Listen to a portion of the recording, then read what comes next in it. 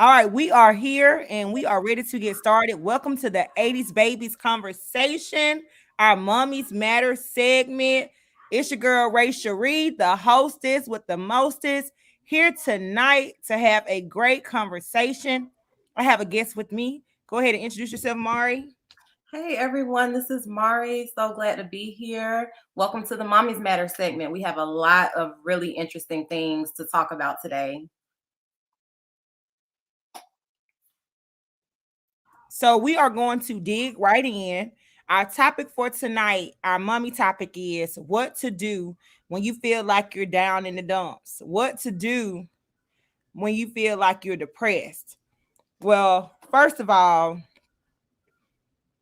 if there's a stigma up about mental health, and May is Mental Health Awareness Month, but what are some signs? Let's talk about some signs that I might be depressed. All right, and in a spirit of transparency, if you've been depressed, raise your hand. Okay, so in a spirit of transparency, we plan to be transparent tonight, and we want our guests to be transparent as well. And we want you to put your comments and your commentary in the chat with us. So, one of the first signs I think I noticed when I wasn't feeling like myself, when my sadness first, it went from I'm sad today, and then it turned into I'm sad tomorrow, and I'm still sad the next day, and now I can't sleep at night. That's what it looked like for me. So the first sign that I noticed was a disruption in my sleep pattern. All right. And I think that can work both ways. I think that can work if I'm sleeping too less or if I'm sleeping too much. What do you think about that, Mari? I think that it can be both ways as well. Different people experience different things with depression. You're gonna have some people that may not eat enough. You're gonna have some people that overeat. Everybody is just so different when it comes to depression. I myself have dealt with a form of depression, baby blues to be exact, and I don't think enough mothers talk about that. And it's something that a lot of us experience, especially with being a new mother. Okay. So I mean, we're gonna dig into that and we could just continue to pull out your walk, your journey as we progress through the conversation. So in the baby blues, that is real. I didn't go through it. Because I had my mom kind of was in my house every day for the whole first 3 months of my child's life. She was in my house every day. So I had that support system. So I really didn't get a chance to go through that. But dealing with grief and some other things in these past 9 months, I had the blues. I was down and out. I was in a rut. So, I can't speak to that. So I would say the first sign was um disturbances in my sleep pattern. Sleeping too much or sleeping too less. And like I said, I think it could work either way. Mine was I couldn't sleep at night. I could tire myself out. I could run a marathon. I still cannot go to bed at night. But I also think, I have some friends and I've seen where they don't want to leave the bed. They just want to sleep them, they just want to sleep it away. All right. So I think that can work both ways. So the second thing I think you need to look out for, oh, and we are not therapists, we are not doctors, but we are girls who are in the struggle. All right. The next step is irritability. When like everything irritates you. The line, it's three people in line at Walmart, but it's bugging me out. I might just walk out and leave the whole buggy right there because it just upset me today. I'm mad today. Okay, or she better talk to me nice today because anything and everything tends to irritate me. So I think that's like the second sign of depression. You're irritated. You woke up and you're just mad. What do you think, Mari? I think you could also experience a loss of interest of things. You could be in a room full of people, but you could be just zoned out and thinking about a whole different thing. So loss of interest is something that's very common with depression. Um, Also, change of appetite. Okay, so let's go back because I want to go too fast. Loss of interest is my number three on my list too. Like the things that I like to do, I didn't like to do them no more. Like I don't want to go. I don't want to go shopping today. I just want to sit right here. And anybody who knows me, they know I like to shop, but I don't want to go today. I just want to sit right here. I don't want to do anything. Like let me hang a do not disturb sound outside of my house because I just don't want to. So I think that loss of interest is real as well. Um, and then you said loss of a change in appetite. Yes.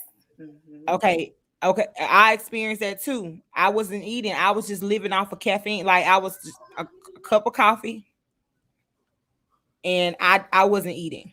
And like you could put my favorite meal in front of my face and I didn't want it because I did not recognize that I was in the dump, but I was going down kind of thing.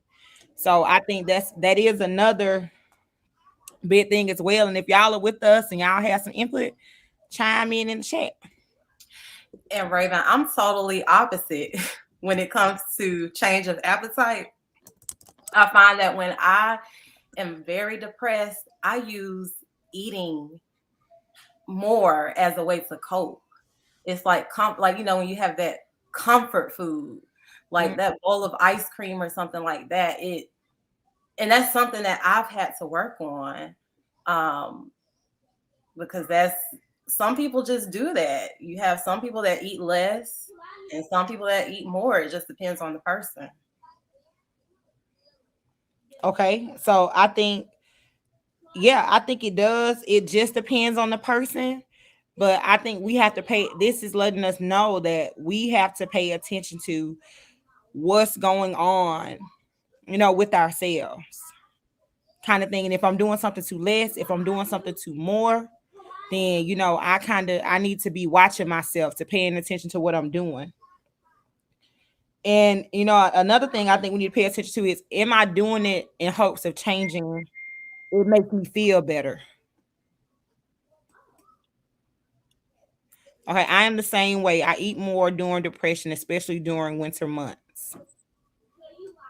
Okay, and I am an emotional eater too. So, and I think that's what we have to like. Am I eating because to nourish my body, or am I eating to cope with my emotions? So, I think that's something that we need to ask ourselves in that process. What's the next one on your list, Mari? Next one is anxiety. Yes. So when I'm on edge and I don't know why I'm on edge, it's not happening fast enough, or it's just going too slow, or I'm just on edge. All right. So I think that's another sign of depression as well. And I have experienced that too. In traffic, I have experienced that. And I have as well. It's something that, and do you notice back in the day, especially in our community, you didn't hear a lot of people talking about anxiety and depression, but I'm so glad that it's come to a point where everybody's more open about it now. It's something that we just didn't talk about it in our community, and I think it's helping us as a whole to just be open about it now. Yes, and that's important. And I also think that it's very, we got to have these discussions with our friends, and we got to have these discussions with our mothers, because women are going through things and they're trying to stay silent, but it's only so much we can hold in. What's the next one on your list, Mari? Inability to focus. Okay. And I think that's a big one because when I just can't stay on task, or I start something and I start something else, or I'm in a meeting and it's in one ear and it's out the other because I really don't want to be in the meeting anyway. Yeah, and I've dealt with um, having the inability to focus as well. And The comment said, I think we haven't talked about it so much that we can't really identify what's wrong. Most definitely. And yes, that's the one for me. So, and I think that's it too. With J Monet 89. Hey sis, you know, we've been stacking problems on top of problems. So that's huge that we can't get to the core. It's a combustion of things.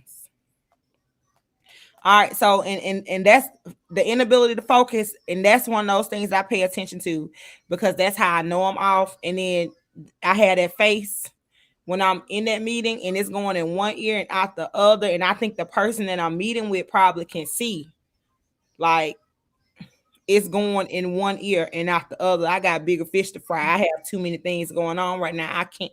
This right here is too minute for me to even sit here with you, and I can't focus because I'm worried about this, what I'm going through. I'm worried about my struggle. So it's nothing you can say to me right now. That's one of those things that I have experienced. Exactly, especially if there's so much going on at one time. Okay. Now, I haven't experienced this one, but I put this on my list because I had a friend who told me she experienced this. She knew she was depressed when she wasn't keeping up with her hygiene. So that may, if you have a morning routine and you don't have the oomph or the energy or the care to do it, that could be a sign that we need to look out for as ladies. If you beat your face for the guys every day, but you realize you just don't have an interest, or you feel like you don't want to take a bath, or whatever your normal hygiene routine is, you don't want to do it, that could be a clear cut sign of depression as well. What do you think about that, Mari? It definitely is a sign. And if with having poor hygiene, if it gets to that point, I feel like it's a really severe form of depression going on because it takes a lot to get to that point. Okay. And then another one would be when we turn to alcohol or drugs. When that one glass of grown up drink becomes two, then maybe three, then you look up, you done the whole bottle by yourself because you thought it would make you feel better. When do you even have the time to feel when you are juggling so much? Oh, we're going to talk about that when we go through our list. So we are going to give you some coping strategies with this.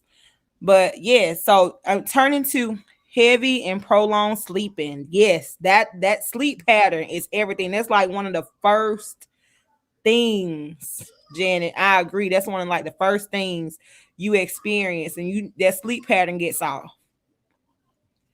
So, and we're talking about now, like when you turn to alcohol or drugs because you're using it as medicine.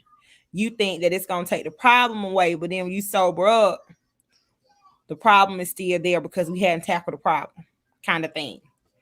What do you think, Mar? Definitely. There's some people out there that tend to self-medicate and they don't know what else to do. Some people don't want to talk about it. Mm-hmm.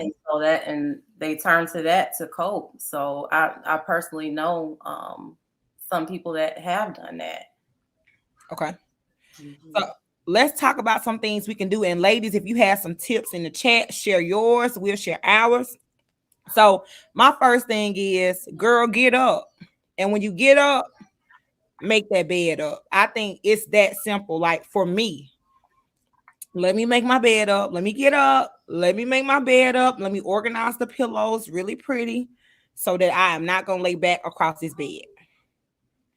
But now my room looks a whole lot better because my bed is cute and it looks like a bachelorette pad now. So the first thing, start by making your bed. What do you think about that, Mar? It's crucial for me. It helps it helps your day to start better. It helps you to be more productive when you make up your bed. You would think that's like the most simplest thing that you would think that wouldn't help, but it does so much. Okay. So this is okay. So we got to make get up and make the bed up. The next thing is take the time to taste your food. You know, I was guilty of eating on the go. I eat it so fast, I didn't taste the chicken, I didn't taste the bacon, I did not taste the cheese or the lettuce. But take the time to eat your food that you know you ate a strawberry. You could taste the raspberry dressing on the food. That's not lettuce, that is spinach. Take the time to actually taste your food and allow and think while you're eating so that you can process, you can smell the roses and appreciate the taste, going through your glands. Like that's a blessing for you to be able to just experience it. So take the time to taste your food. Oftentimes we don't do that as moms because we're always on the go. But take the time to enjoy that. What do you think, Mari? I think that's very important. That's a very important way to cope. Also, an added bonus with that is you tend not to overeat when you take time to taste your food. Yes. And that's a moment with you. That's a moment with self as well. That's Exactly. a moment if it's not by yourself and it's with your child, you also created that bonding experience because y'all sat down, put the cell phone down, put the iPad down, sit down, take the time to taste your food and enjoy it. All right. All right. Y'all may get mad at me for this one. But the next one on my list is clean up because we function better. We take pride in our homes. We work hard to pay these bills. If it's clean, it looks better. You can see through it better. It's more organized. And not saying that you're dirty if you're depressed. Nope, that's not what I'm saying. But a little organization can change the whole dynamic of your home. And you don't have to do it all in one day. What do you think about that, Mar? I think cleaning up does help to make you feel better, especially when you're depressed. You tend to not have as clean of a house, but you can cope by starting off small. Take small steps every day. Set your timer for 10 minutes every single day and clean that. Focus on one spot to clean. And when you do it that way, it makes it so much easier. You don't have to stress yourself out worrying about, oh, I need to clean for 2 hours or so. That you're just going to stress yourself out even more. Mm-hmm. Your And house doesn't get dirty overnight. yes, but I also believe in this too. Like, call your mom, call your auntie. If you don't have a mom or auntie, call your home girl. I believe in walking in truth and walking in transparency. She's not my friend if she can't see me at my worst. I need you to come over here and help me get organized again. Can you come help me organize my closet? So call the cleaning service. Do not feel bad that you can't be superwoman and clean up this house by yourself. Call a cleaning service. Get you a cleaning lady because we feel better when it looks good, it's organized, it smells good. I can sit on my sofa and not see clutter. All right, that taking that trash out to the dumpster, you can get to smell the fresh air. Like go, like do that for yourself. Get clean up. I think that's an important thing. It helps us feel better. Excessive spending to feel good, but it leads to buyer's remorse and increases the depression when you make your purchase. It's a vicious cycle. And Janet, I am guilty of that too. If I'm feeling down, the first thing I'll say is I'm gonna go buy something to cheer myself up. So I'm guilty of that as well. And it does make me feel good to get that new bag or to get that new dress. But once again, the problem is still there. All right. Well, do you have something else on your list, Mari? Soaking in the bath, getting bath salts, and playing music while you're taking that bath helps a lot. It helps to relieve the stress in everything. It's a form of self therapy. Yes, and it offers you that time to just soak and think and focus on yourself. I like Dr. Teal's the bath salts and the bubble bath. So I'll get my baby to bed first, so that once my baby is to bed, the next thing I could do is run me a hot bath in the tub. and sit there, put my favorite song on, and soak in the tub. And I may look up a couple of songs have passed, but I feel so much better. And I can sleep better at night too, because I do this before I go to bed. So that's a good thing. Or even if you have to send the kids away to grandmama's house, and when you send the kids away to grandma's house, you could take that soap in your tub, kind of thing. So I think that's a good one. Dish the shower and just soak in a hot warm bath. Another one that I think is a good one is positive self-talk and meditation. I think that's huge. Positive self-talk and meditation. I think that is huge because we have to get in tune with ourselves. And oftentimes we can't find anyone to pick us up. So we have to pick ourselves up. And Mari, could you expound on that for just a moment? That's my mom calling. Sure. But expound on that positive self-talk and meditation for just a moment. Yes. So with positive self-talk and meditation, that helps so much with when you're dealing with depression. With meditation, take that time to sit to yourself, have that quiet time, and sit there and literally just think about nothing. Because when you have so much going on and you're thinking about this and thinking about that, it just stresses you out. And so we need to do that a lot more, to just take time to just not think about anything. And having that positive self-talk keeps you motivated. Tell yourself, I am beautiful, I'm strong, I'm smart, I'm healthy, I'm happy. All of that. Yes. I think, oh, Christina said, I say affirmations. And you can find you can Google daily affirmations for women, daily affirmations for mom. Pinterest is a beast when it comes to things like this, finding these affirmations for yourself. But yes, daily affirmations are a plus. And not only daily affirmations, the one thing that I'm huge on is I love devotionals. I have several different ones. Sometimes in stores like in Ross, in Burlington's, you can find these devotionals for a little of nothing, but they give you a positive word. And back when I was a teenager, I had chicken noodle soup for the teenage soul. Well, they also, if you go to your local bookstore, they have chicken noodle soup for the mother soul, that kind of thing. But just knowing that it gives you that glimpse of hope, that glimpse of promise. So I think that's great. All right, and then another thing that I think is important that we do: I am brave, I am powerful, I am brilliant, I am blessed. Oh, Christina, I love that. So Christina just dropped an affirmation in the chat, and if you have one, drop it in there too. Yes, the chicken noodle soup is a throwback, but it works. I love chicken noodles. They have for the teacher soul, for the mother soul, everybody's soul. But those books are awesome.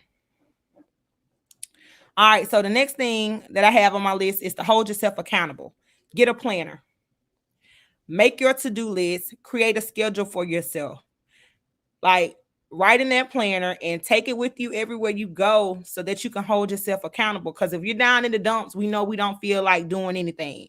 But seeing that to-do list and seeing that planner helps us keep ourselves together. And it also helps us stay on time and manage our time a little bit better. So I think that's a big thing. What about you, Mari?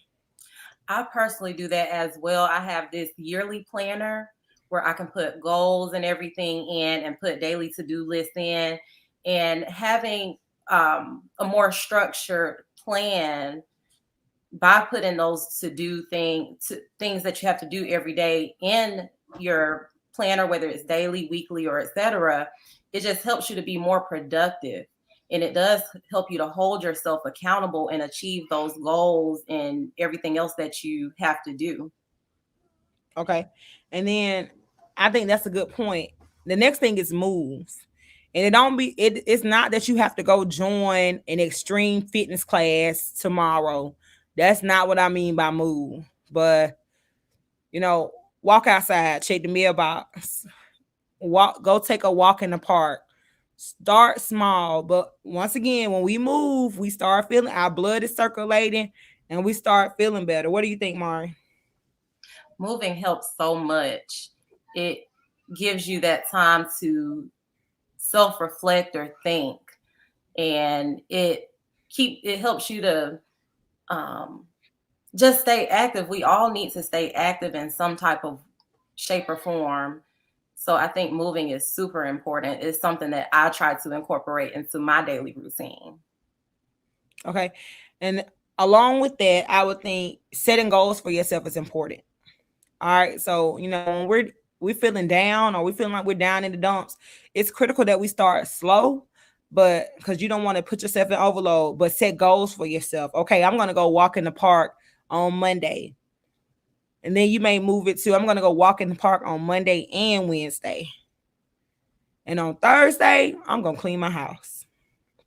So set goals for yourself and make sure they're realistic, because you have to start somewhere, in a sense. What do you think about that, Mari? Starting small with your goals is so important because if you try to make your goals too big, you're not going to get them done at all. So definitely start small and like what you were saying, Raven, just starting with that one day, then adding on another day. It helps you to just get into the flow better. All right, this is one of my favorite ones when I was coming up with this list. My next one is cut off your negative Nancy's. That these negative Nancy's can be those mean old aunties. They could be that toxic friend, because I truly believe that misery loves company. And if I'm down, it's already a negative situation.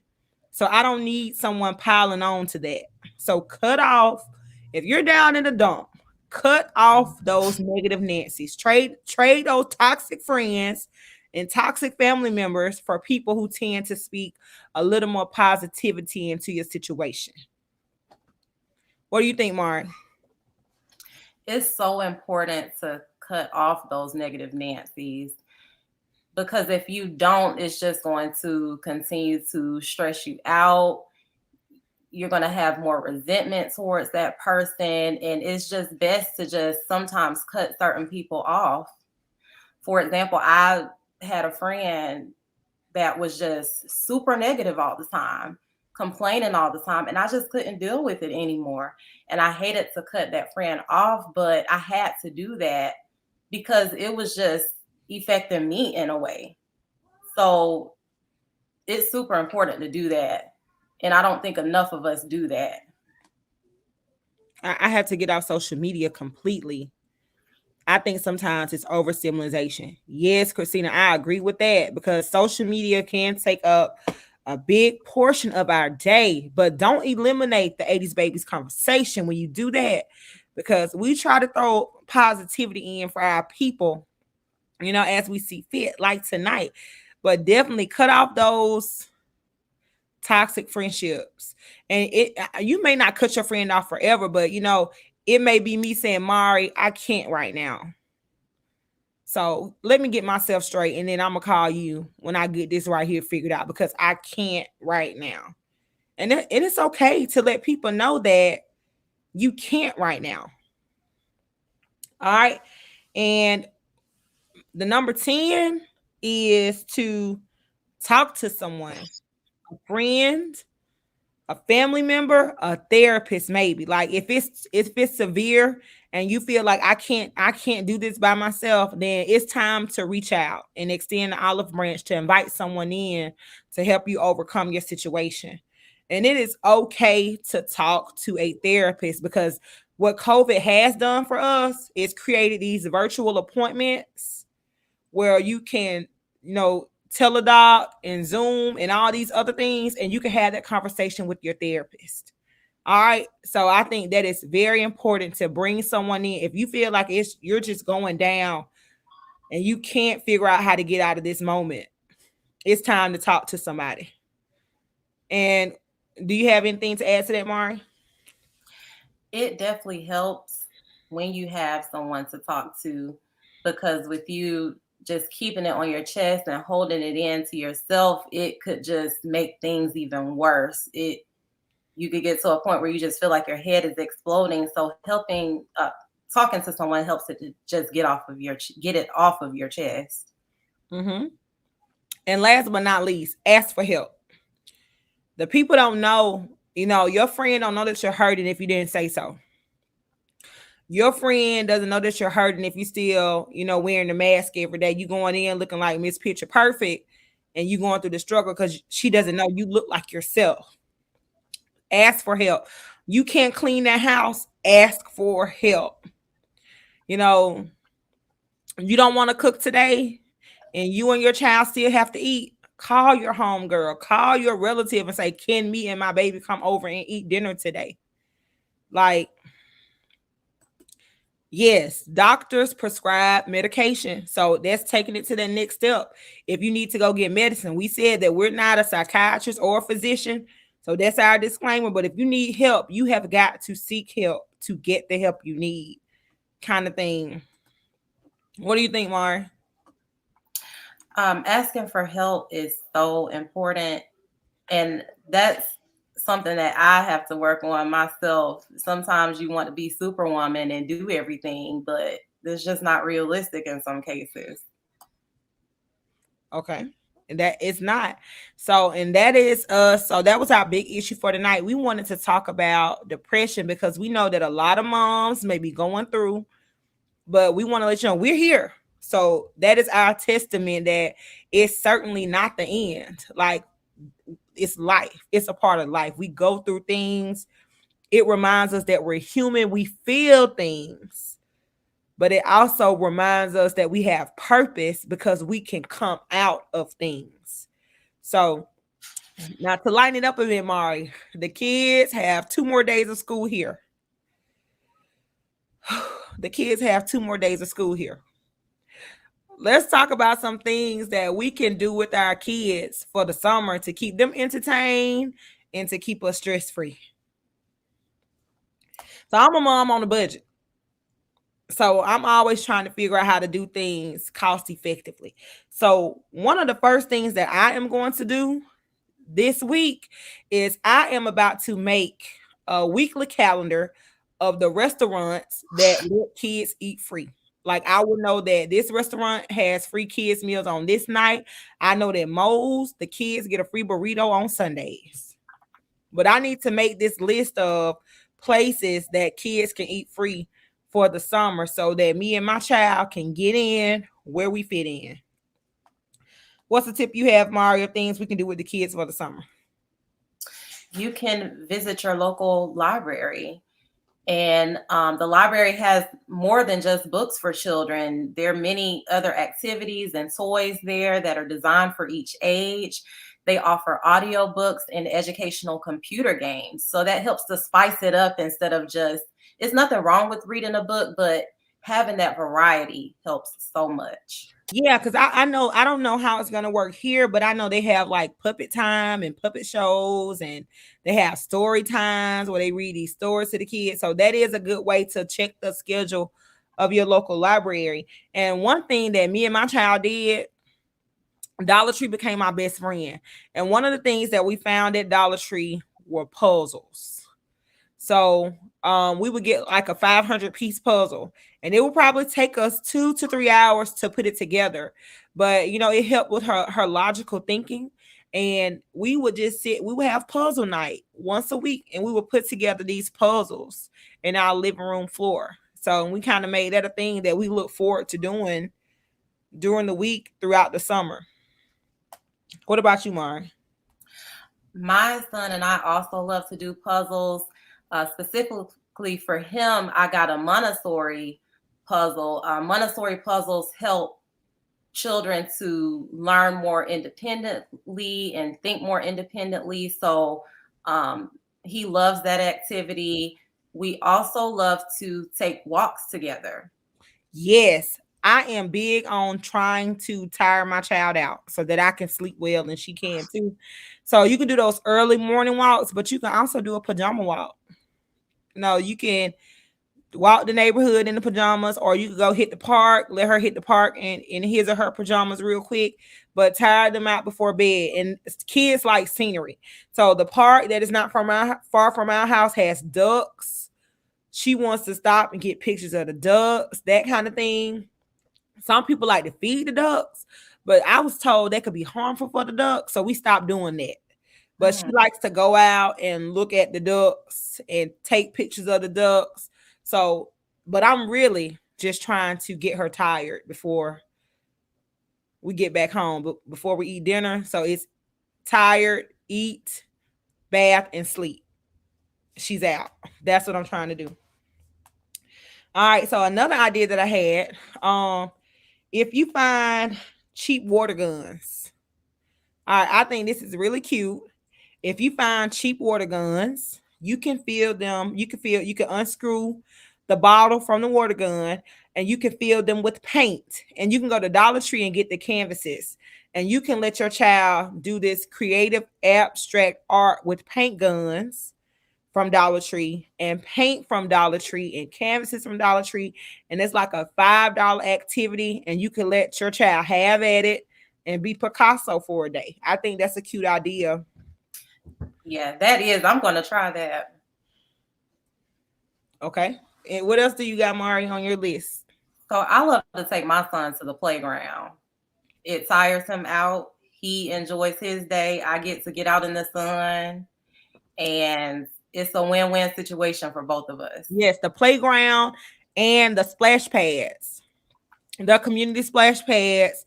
I let her put on her swimwear and go out there and get soaked and wet and run around in the splash pad. And we'll come back to the house, stop and get some ice cream, or walk downtown once again because I'm trying to tire her out before we go back home. What else you got, Mar? Movie nights. Yes. And we'll do that a couple of nights a week. We can pop popcorn, we can do ice cream, we can do junk food. You can make things with your PJs. If you have a little girl, you can also do mani pedis and a movie.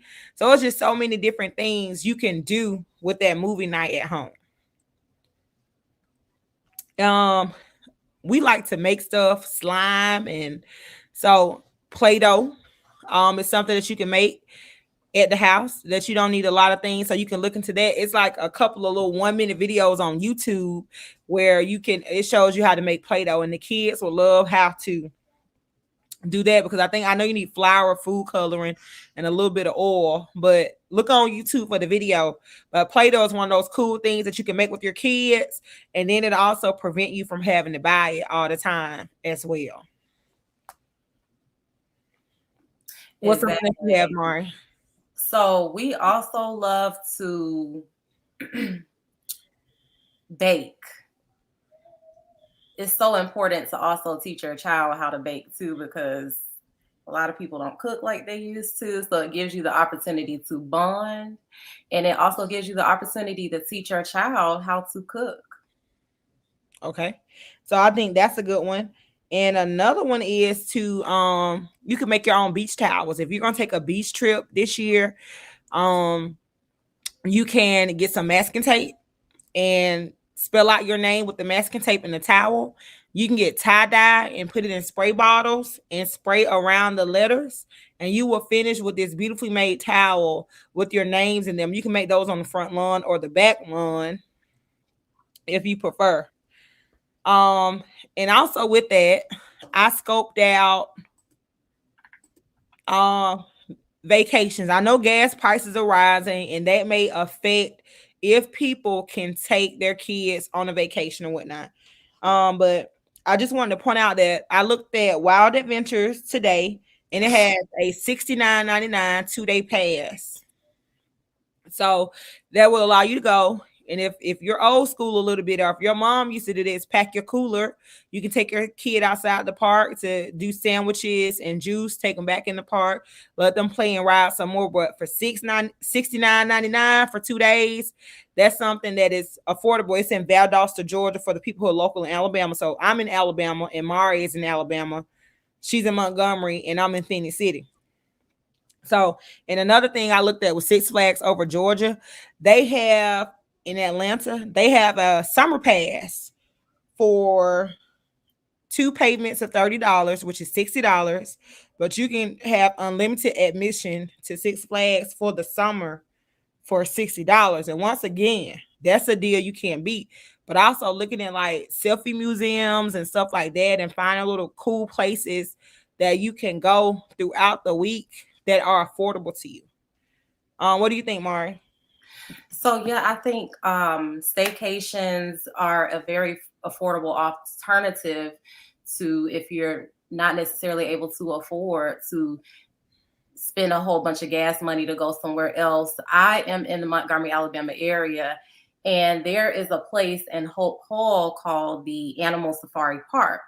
And so it's a place that you can just ride through, and you don't even have to get out of your car. You can just drive through the park and feed the animals. They have different safari animals like giraffes and things of that sort. And the general admission starts at $16.95. And that's a really good bargain for if you have a big family, all of you can be in the car together, and that's all that you have to pay to get in. All right, and I think that's a good idea as well. So I think we threw out some pretty good ideas of things that people can do with their kids. And let Pinterest be your best friend when you're thinking of ideas of things that you can do around the house. And that craft aisle on Dollar Tree can also be your best friend when you're thinking of things that you can do around the house as well. Um, I think we had a good discussion tonight, Mari. What do you think? I think we did. We had a lot of good tips that I'm sure that a lot of people can use. All right.